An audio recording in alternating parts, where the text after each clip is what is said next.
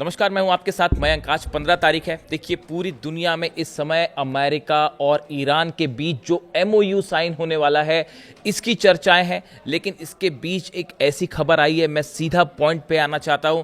देखिए, इजराइल में एक बड़ी बैठक हुई है। जो सूत्रों के हवाले से खबर आ रही है, इजराइल में एक बड़ी बैठक हुई है। मोसाद की बैठक थी। इसमें कई खुफिया अधिकारी भी शामिल थे, सेना के अधिकारी भी शामिल थे और बेंजामिन नेतन्याहू भी शामिल थे।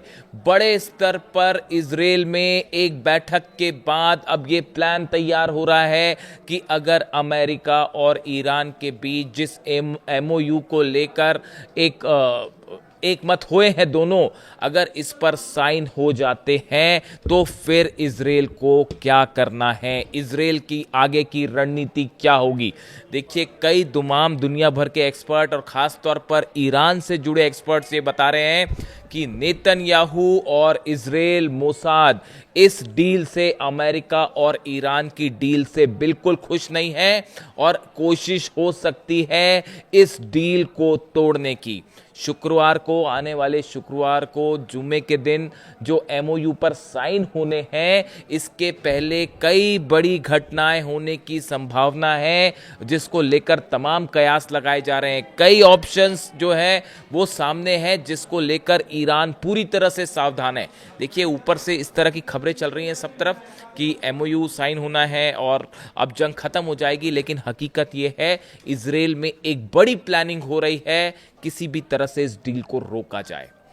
ईरान के किसी भी बड़े टॉप कमांडर को, टॉप लीडर को असैसिनेशन की कोशिश हो सकती है, इस तरह की खबरें हैं, इस तरह की डिफेंस सर्कल में जानकारियां हैं। कई सोर्सेस से इस तरह के दावे हो रहे हैं कि इजराइल की तरफ से, मोसाद की तरफ से, नेतन्याहू की तरफ से कोई कोवर्ट ऑपरेशन भी हो सकता है और ईरान के किसी बड़े नेता को निशाना बनाया जा सकता है, ताकि एक बार फिर हालात तनावपूर्ण हो जाए और डिरेल हो जाए, डील की जो बात है वो पटरी से उतर जाए। यानी जो पहली आशंकाएं जताई जा रही, कई डिफेंस एक्सपर्ट्स ये बता रहे हैं कि ईरान के किसी बड़े नेता को लेकर उनका असैसिनेशन की कोशिश हो सकती है और इस लिस्ट में कई नेता शामिल हो सकते हैं। मोसाद ने पहले भी इस तरह की कोशिशें की है और एक बार फिर इस तरह की कोशिश हो सकती है ताकि डील डिरेल हो जाए। देखिए, खास तौर पर अब्बास अराक्ची साहब को अपनी सुरक्षा का ध्यान रखना होगा। मैं ये बात बड़ा सोच समझ के कह रहा हूँ। कई मेरी डिफेंस एक्सपर्ट से बात हुई है और मुझे लगता है कि ईरान भी इस बात को समझता होगा कि ईरान के जितने बड़े नेता हैं, खास तौर पर जो डील में शामिल होने जा रहे हैं, उनकी सुरक्षा के पुख्ता इंतज़ाम करने चाहिए, ना सिर्फ ईरान में बल्कि अगर जिनेवा जाते हैं तो वहाँ भी, अगर देश के बाहर जाते हैं तो वहाँ भी। ये बड़ी गौर करने वाली बात है। उसके अलावा देखिए, नेतन्याहू की तरफ से एक और बड़ा बयान आया है। नेतन्याहू का ये कहना है कि लेबनान में जो हमारा ऑपरेशन चल रहा है, खास तौर पर हिजबुल्लाह के खिलाफ, वो हम नहीं रोकने वाले और अगर कोई डील होती भी है तो इसमें हमारा लेबनान में जो एक्शन चल रहा है, खास तौर पर दक्षिणी लेबनान में, उस पर कोई असर नहीं पड़ेगा, वो हमारा ऑपरेशन वैसे ही जारी रहेगा। यानी नेतन्याहू लेबनान को लेकर इस डील की बातों को मानने को तैयार नहीं है। ये इस वक्त की खबर है। नेतन्याहू का कहना ऐसा है कि जो खास तौर पर दक्षिणी लेबनान में जो ऑपरेशन चल रहे हैं, देखिए, एक तो बहुत बड़ी जमीन है लेबनान की जिस पर इजराइल की सेना ने कब्जा करके बैठी हुई है। क्या ये नेतन्याहू ये जमीन खाली करके वापस आने को तैयार हो जाएंगे, जैसा कि ये डील का हिस्सा हो सकता है? क्या लेबनान पे हमला करने से रुक जाएंगे नेतन्याहू? फिलहाल इसकी संभावनाएं बेहद कम दिखाई दे रही हैं। देखिए, डील पेपर पे होना एक अलग बात है और 3000 बार जो है वो अलग अलग हमले हुए हैं पिछले कुछ वक्त के अंदर लेबनान के ऊपर।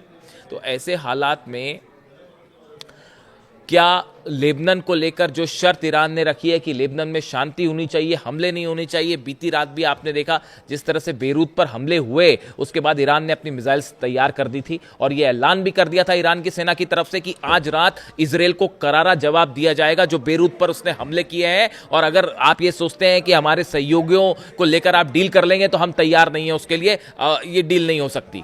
उसके बाद बड़ी मुश्किल से अमेरिका की तरफ से जो है वो सुलह करवाई गई और किसी तरह से ईरान को हमले से रोका गया, वरना बीती रात ही इजराइल के ऊपर मिसाइल्स बरसनी तय थी। ये बात साफ हो गई थी। अब उसके बाद अब हालात ये है कि ये एमओयू की बात सामने आ गई है, लेकिन क्या नेतन्याहू इस डील को होने देंगे, ये अपने आप में एक बड़ा सवाल है। और यही वजह है कि ईरान के 3 बड़े अहम बयान सामने आए हैं।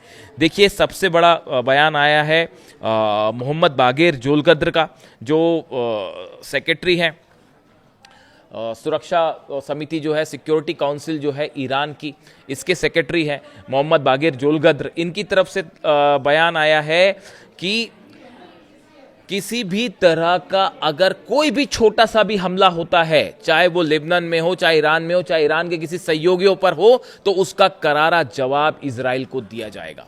ये बयान ईरान की सिक्योरिटी काउंसिल के सचिव मोहम्मद बागेर जोलकद्र साहब की तरफ से आया है। दूसरा बयान अली अब्दुल्लाही की तरफ से आया है, जो कि ईरान की सेना के बड़े अधिकारी हैं, बड़े कमांडर हैं। उन्होंने कहा है कि हमारी फिंगर्स जो हैं वो बटन पर हैं और इजराइल की तरफ से एक गलती की गई और जवाब दिया जाएगा।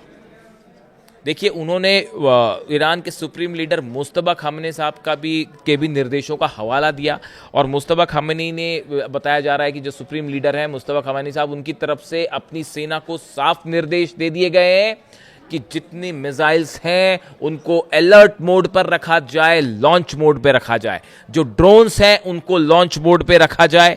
जितने जहाज हैं, चाहे होर्मुज के आसपास जहां भी हैं, उनको पूरी तरह से हमले, जो छोटी बोट्स हैं उनको तैयार रखा जाए। यानी ईरान में एक तरफ तो डील की बात है, एमओयू पे साइन हो रहे हैं, लेकिन दूसरी तरफ ईरान इस बात को अच्छी तरह से समझ रहा है कि इजराइल की तरफ से बड़ी साजिश रची जा रही है। और ये खबरें हैं, डिफेंस सर्कल में ये खबरें हैं कि जो है पूरी कोशिश होगी इस डील को रोकने की, और एक भी हमला पूरी स्थिति को बिगाड़ सकता है। और इसीलिए ये कहा जा रहा है कि कोई कोवर्ट ऑपरेशन भी हो सकता है। देखिए, लगातार ईरान से इस तरह की खबरें आती हैं कि ईरान में धमाके हो रहे हैं, ईरान में कई जगह आग की खबरें आई। बड़ी संख्या में ईरान के अंदर मोसाद, सीआईए के एजेंट्स हैं, कई ऐसे लोग हैं जो जासूसी का काम कर रहे हैं, और लगातार वहाँ पर जो है वो धमाके होते रहते हैं और कोवर्ट ऑपरेशन होते रहते हैं। ऐसे में एक बार फिर ईरान को किसी भी रूप में निशाना बनाया जा सकता है, किसी भी वक्त ईरान पे एक बड़ा हमला हो सकता है। इसके लिए ईरान पूरी तरह से तैयार है, और यही वजह है कि मुस्तफा खामेनी साहब ने जो है अपनी सेना को ये निर्देश दिया है, अपने सारे बड़े अधिकारियों को ये निर्देश दिया है कि भले बातचीत हो रही हो, एमओयू पर साइन करने की बात है, सब है ठीक है, डील अपनी जगह है, लेकिन तैयारी पूरी रखनी है किसी भी हमले का करारा पलटवार करने के लिए। तो देखिए, हालात जो हैं ऊपर जो दिख रहे हैं, डील एमओयू को लेकर अंडरस्टैंडिंग बन गई है, और इसमें बहुत बड़ी जीत है ईरान की। मतलब इस डील में भी आप समझिए ऑलमोस्ट जितनी बड़ी शर्तें थी ईरान की, वो सब की सब डोनाल्ड ट्रंप ने मांग ली है।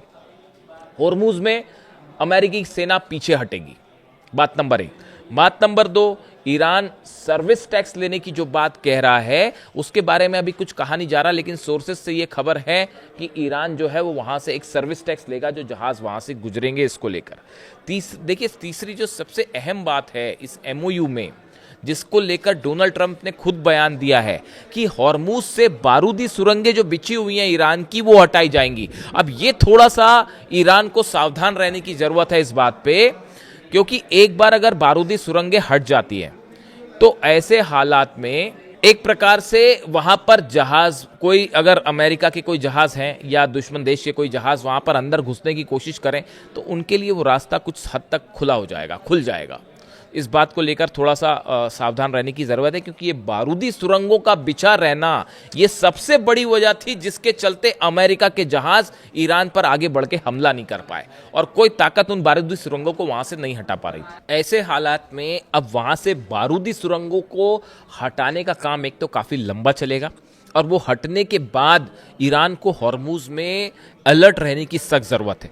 देखिए, इसके अलावा जो दूसरी बड़ी अहम खबर है कि जो 24 बिलियन डॉलर्स की जो संपत्ति ईरान की सीज है, उसमें से 12 मिलियन यानी आधे पैसे इस एमओयू के साइन होने के आसपास रिलीज कर दिए जाएंगे, उसके पहले रिलीज कर दिए जाएंगे।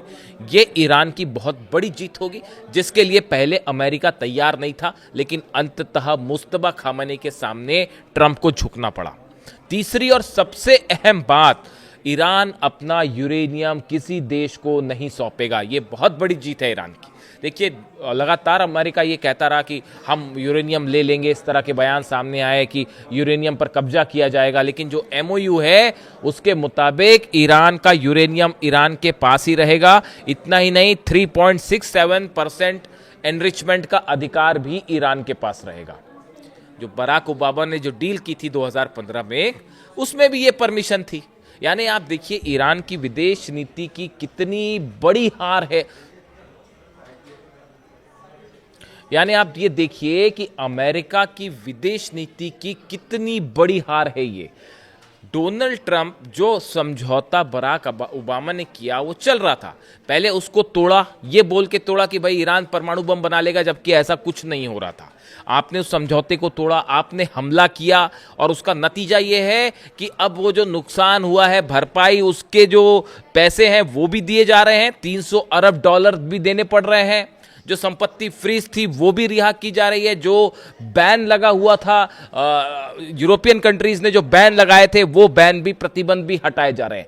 यानी आप देखिए हर स्तर पर अमेरिका की हार हुई, जंग में हार हुई, जो डील है उसमें भी ईरान की शर्तें माननी पड़ गई, और अब हालात ये हैं, बताया ये भी जा रहा है कि आने वाला चुनाव भी डोनाल्ड ट्रंप के लिए मुश्किल होने वाली है, नवंबर में जो मिड टर्म पोल्स हो रहे हैं। इसके अलावा देखिए बड़ी खबर ये भी है, हिजबुल्लाह, हमास और हुती, ये जो तीनों संगठन हैं, इनको लेकर एमओयू में किसी भी तरह का कोई कमिटमेंट नहीं है। ईरान ने हमेशा ये बात कही कि हमारे जितने सहयोगी हैं, पार्टनर्स हैं यहाँ पर, उनको लेकर हम कोई डील नहीं करेंगे, और आखिर अमेरिका को ये बात भी माननी पड़ी। हिजबुल्लाह, हमास और हुती का इसमें कोई जिक्र नहीं है, और जितने प्रतिबंध लगाए हैं जर्मनी ने, फ्रांस ने, ब्रिटेन ने, ये सब प्रतिबंध, इटली ने, ये सब प्रतिबंध जो है वो ईरान के ऊपर से हटाए जाएंगे। यानी डील की ये जो 5-6 पॉइंट्स हैं, ये ऐसे हैं जिसमें बात साफ होती है कि मुस्तफा खामनेई के सामने डोनाल्ड ट्रंप झुक चुके हैं, और लगातार अमेरिका की जो बातें सामने आ रही थी, दबाव सामने आ रहे थे, चाहे उन्होंने हॉर्मुज ब्लॉकेड किया, हमले किए, सब बातों को धता बताते हुए ईरान अपनी बात पर अड़ा रहा, और उसका नतीजा यह है कि आज अमेरिका को अपनी हार स्वीकार करनी पड़ी है। इसीलिए यह कहा जा रहा है कि यह एमओयू जो है अमेरिका की करारी हार है। देखिए कई लोगों ने यह सवाल किया कि ये डील ठीक है या नहीं है, क्या ईरान को एमओयू साइन करना चाहिए। देखिए अभी तक जो बातें सामने आई हैं उसके मुताबिक इसमें ईरान की मिसाइल्स जो हैं वो ईरान के पास रहेंगी। सबसे बड़ी बात, ईरान की मिसाइल्स ईरान के पास हैं। जब तक ईरान की मिसाइल्स ईरान के पास हैं तब तक ईरान सुरक्षित है, बात नंबर 1। बात नंबर 2, ईरान तो न्यूक्लियर बम पहले भी नहीं बना रहा था, एटम बम पहले भी नहीं बना रहा था, और अब भी वो कह रहा है कि हम नहीं बनाएंगे। तो इसमें किसी की जीत और हार का कोई सवाल ही नहीं है।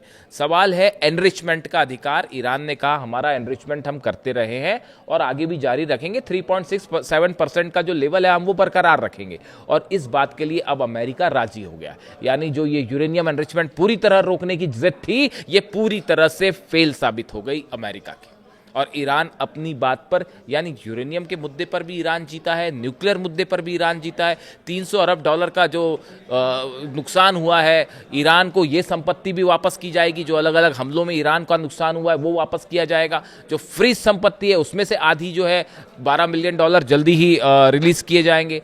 लेबनान पर हमला, लेकिन देखिए बात जो है घूम फिर के जो आ रही है वो आ रही है लेबनान पे। क्या नेतन्याहू इसके लिए तैयार होंगे हमला रोकने के लिए? जो खबरें हैं उसके मुताबिक नेतन्याहू जल्दी ही डोनाल्ड ट्रंप से मुलाकात भी कर सकते हैं। अब देखिए एक बड़ा फ्रेम समझिए, ये जो आनन फानन में डील की गई अमेरिका की तरफ से, सब शर्तें मान ली गई हैं ईरान की। इसकी बड़ी वजह, सबसे बड़ी वजह, आखिर डोनाल्ड ट्रंप क्यों राजी हुए, उसकी सबसे बड़ी वजह है अमेरिका में होने वाले मिड टर्म पोल्स, जिसमें डोनाल्ड ट्रंप हारने जा रहे हैं उसको। और अगर ये हॉर्मुज ना खुलता और ये डील ना होती तब तो हार और भी बुरी हो जाती। और डोनाल्ड ट्रंप को ये लग रहा था कि भाई पूरे दुनिया में जो है वो बिजनेस ठप पड़ा है, ऑयल ठप पड़ा हुआ, अमेरिका में प्राइस हाइक होते जा रहे हैं, तेजी से कीमतें बढ़ रही हैं, इन्फ्लेशन बढ़ रहा है, तो मेरी हार ना हो जाए मिड टर्म पोल्स में।